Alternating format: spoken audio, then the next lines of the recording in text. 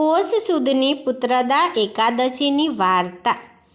ભદ્રાવતી નામની નગરી હતી। તેમાં સુકેતુમાન રાજા રાજ્ય કરતો હતો। તેને સેબ્યા નામની રાણી હતી। લગ્નના ઘણા વર્ષો બાદ પણ રાણીને પુત્ર ન થયો। આથી રાજાના મનમાં ચિંતા ઉઠી। તેથી રાજા અને રાણી પુત્ર વગર દુઃખી હતા। તેને સુખ સમૃદ્ધિ હોવા છતાં પણ ક્યાંય ચેન પડતું ન હતું। તેના મનમાં એવો વિચાર આવતો હતો, જેને પુત્ર નથી તેનો જન્મ વ્યર્થ છે। પુત્ર વિના પિતૃ, દેવ, મનુષ્યનું ઋણ ઉતરતું નથી। જેના ઘરમાં પુત્ર, પૌત્ર વગેરે પરિવાર હોય તે પુણ્યવાન કહેવાય છે। પોતાના કલ્યાણ માટે ફરીથી વિચાર કરી પુરોહિત કે બીજા કોઈ પણને જાણ ન થાય તેવી રીતે રાજા ઘોડા ઉપર બેસીને વનમાં ચાલ્યો ગયો। વનમાં વડ, પીપળા, બીલી, બકુલ, તિદ્દુક, ગુંદા વગેરે કેટલાક સુશોભિત વૃક્ષો જોયા। હાથી, હરણ, વાઘ, સિંહ, વાનર જેવા જનાવરો જોયા। કોઈ જગ્યાએ શિયાળના, ઘુવડના અવાજ સંભળાતા હતા। આવું ભયંકર અને આશ્ચર્યકારક વન જોતો જોતો રાજા ફરતો હતો। તેવામાં મધ્યાહન થઈ ગયું।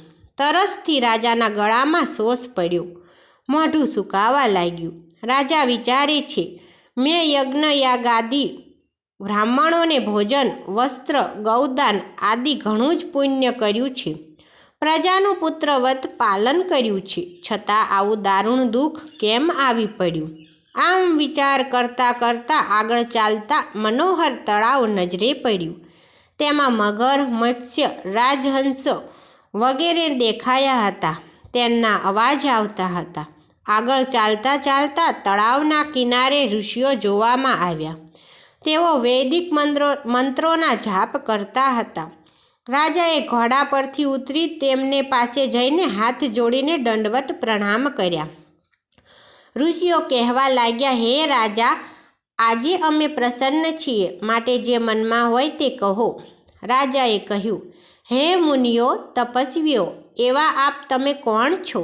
આપના નામ શું છે એ મને યથાર્થ કહો। મુનિઓ બોલ્યા, હે રાજન, અમે વિશ્વદેવો છીએ। અમે અહીં સ્નાન કરવા માટે આવ્યા છીએ। આજે પુત્રદા નામની શુક્લ પક્ષની એકાદશી છે। આ દિવસે વ્રત કરવાથી પુત્ર ઈચ્છનારને પુત્ર થાય છે। રાજાએ કહ્યું, હે મુનિઓ, હું પણ પુત્ર પ્રાપ્તિ માટે ઘણા પ્રયત્ન કરું છું। માટે આપ જો સર્વે પ્રસન્ન થયા હોય તો મને ઉત્તમ પુત્ર આપો। મુનિઓ બોલ્યા, હે રાજન, આજે જ પુત્રદા નામની ઉત્તમ એકાદશી છે, માટે તમે તે ઉત્તમ વ્રત કરો।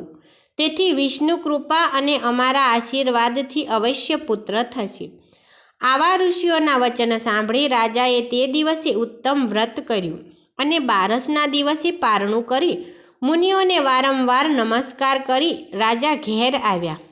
પછી મુનિઓના આશીર્વાદથી તથા પુત્રદા એકાદશીના પ્રભાવથી રાણીને ગર્ભ રહ્યો અને 9 માસ પૂરા થયા બાદ સુંદર પુત્રનો જન્મ થયો, જે તેજસ્વી અને પુણ્ય કરનારો હતો।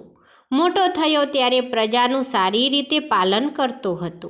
હે રાજન, એટલા માટે પુત્રદા એકાદશીનું વ્રત કરવું જોઈએ।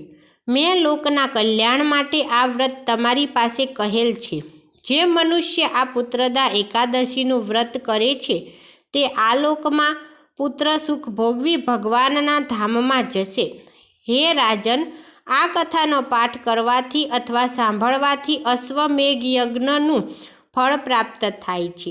આવી રીતે ભવિષ્યોત્તર પુરાણમાં પોષ સુદની પુત્રદા નામની એકાદશીનું મહત્ત્વ કહેલું છે।